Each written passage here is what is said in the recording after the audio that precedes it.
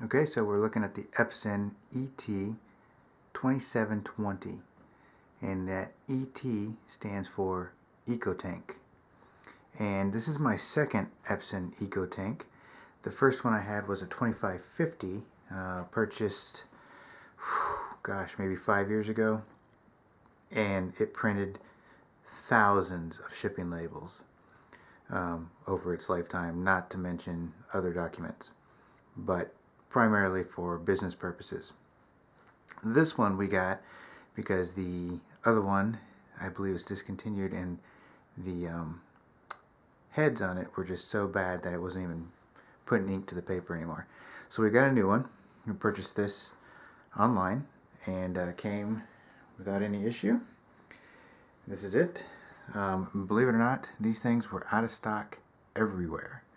Pretty much all of the mega tanks or eco tanks or the printers that store ink directly in them without using an ink cartridge were out of stock. And what I'm finding is that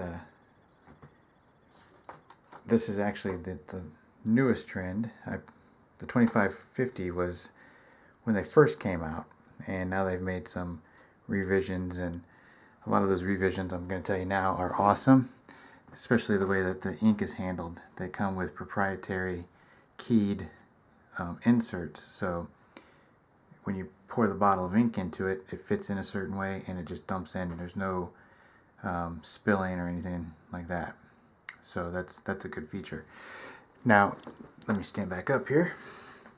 One thing I don't like about this little printer is this little screen here is literally the size of maybe a smartwatch, a little bit larger than a quarter, so it's about an inch by 1 inch, maybe an inch and a quarter by inch and a quarter square. But once it's all set up, you're pretty much good to go. There's no issues. You won't have to reuse that unless you're scanning for something in there or some settings. Everything can be controlled through your computer. Now, that being said, you cannot scan, from my knowledge, wirelessly from this to your computer. You have to have a USB hookup, which I do. But other than that, I mean, this is a great little printer.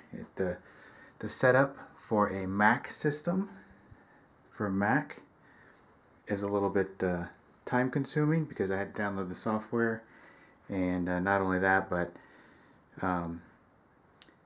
my internet connection here is so slow that I had to do it a couple of times because it was failing.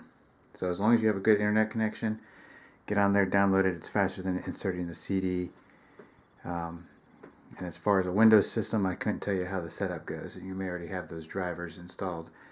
Luckily, I had drivers installed already from my previous Epson, but I decided to delete them and reinstall it anyway, because this is, like I said, an updated model, and I didn't want there to be any conflicts. But yeah, it's lightweight. It sits on my little filing cabinet. I'm in a very small office space. That's my desk. I have literally no room for it, so it's living across on its own. It will print from an iPhone, Android, computer, wirelessly, not AirPod, but Apple Air, whatever it is. Good little printer. I highly recommend it. Definitely saving some money on those ink bottles versus, a bottle of ink will cost you $7 to $10, whereas a cartridge for black by itself could cost you $45, depending on the printer.